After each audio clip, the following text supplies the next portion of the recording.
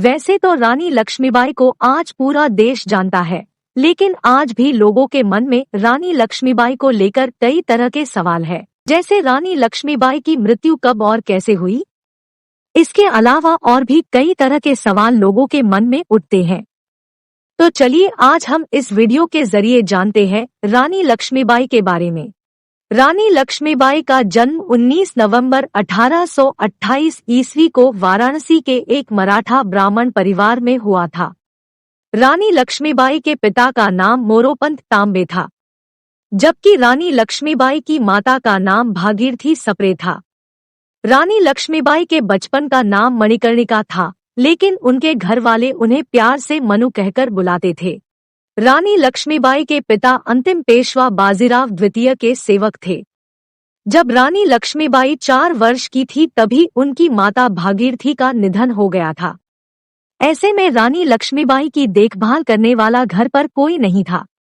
यह देखते हुए रानी लक्ष्मीबाई के पिता उन्हें अपने साथ बाजीराव के दरबार में ले जाते थे। यहाँ रानी लक्ष्मीबाई की चंचलता ने सबका मन मोह लिया था। बाजीराव प्यार से रानी लक्ष्मीबाई को छबीली बुलाते थे। पेशवा बाजीराव के बच्चों को पढ़ाने के लिए शिक्षक आते थे। जब रानी लक्ष्मीबाई अपने पिता के साथ उनके दरबार में जाने लगी तो वह भी बाजीराव के बच्चों के साथ शिक्षा हासिल करने लगी। रानी लक्ष्मीबाई महज 7 साल की उम्र में घुड़सवारी, तलवारबाजी और धनुर्विद्या में निपुण हो गई थी। रानी लक्ष्मीबाई को अस्त्र शस्त्र चलाना बचपन से ही पसंद था। धीरे धीरे समय बीतता गया और जब रानी लक्ष्मीबाई 13 वर्ष की हुई तो साल 1842 ईस्वी में उनका विवाह झांसी के राजा गंगाधर राव नेवालकर के साथ बड़े ही धूमधाम से किया गया। विवाह करने के बाद ही मणिकर्णिका का नाम लक्ष्मीबाई रखा गया।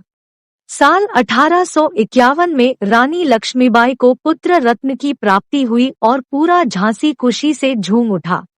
लेकिन जल्द ही इन खुशियों को किसी की नजर लग गई और महज 4 महीने की उम्र में बालक की मृत्यु हो गई। इस घटना के 2 साल बाद ही राजा गंगाधर राव का स्वास्थ्य अचानक बिगड़ने लगा। ऐसे में दरबारियों ने रानी लक्ष्मीबाई को एक पुत्र गोद लेने की सलाह दी, जिसके बाद रानी लक्ष्मीबाई ने 5 वर्ष के बालक को गोद लिया और उसका नाम रखा दामोदर राव। हालांकि पुत्र गोद लेने के अगले ही दिन 21 नवंबर 1853 को राजा गंगाधर राव का निधन हो गया। राजा गंगाधर राव के निधन के बाद झांसी पर ब्रिटिश हुकूमत की नजर पड़ी। ब्रिटिश इंडिया के गवर्नर जनरल डलहौजी ने दामोदर राव को झांसी राज्य का उत्तराधिकारी मानने से इनकार कर दिया और झांसी का विलय ब्रिटिश साम्राज्य में करने का फैसला किया।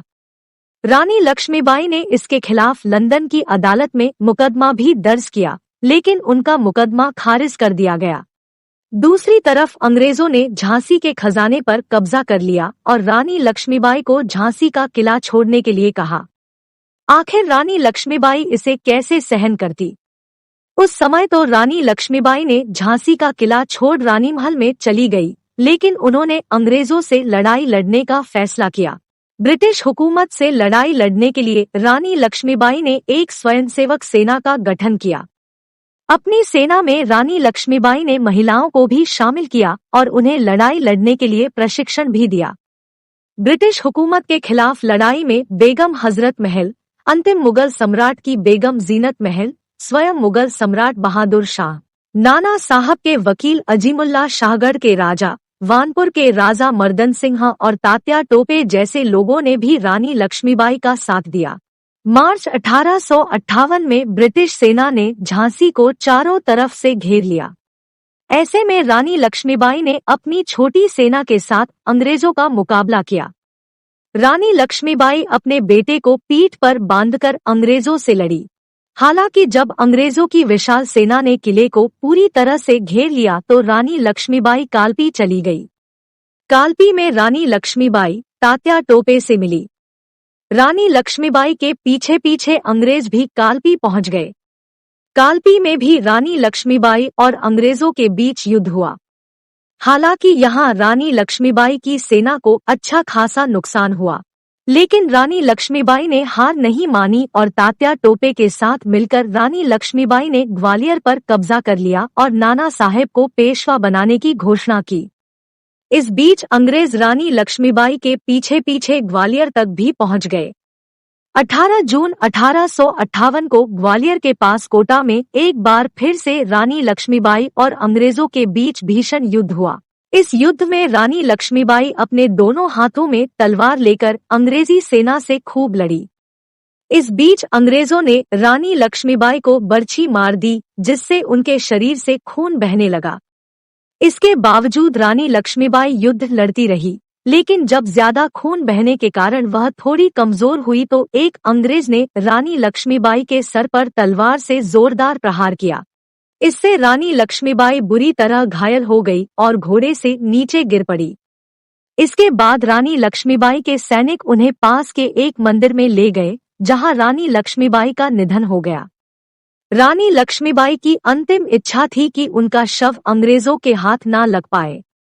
यही कारण है कि सैनिकों ने मंदिर के पास ही रानी लक्ष्मीबाई के शव का अंतिम संस्कार कर दिया। इस तरह 18 जून 1858 को रानी लक्ष्मीबाई इस दुनिया को छोड़कर चली गई।